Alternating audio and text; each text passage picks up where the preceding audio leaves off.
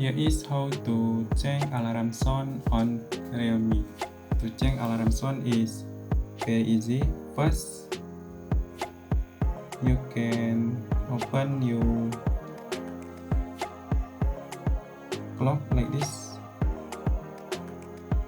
Open your clock apps, and then don't forget to set up your alarm for first time like this.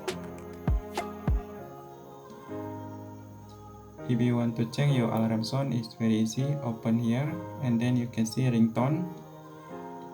Next, you can change from Spotify or from this device or system ringtone like this.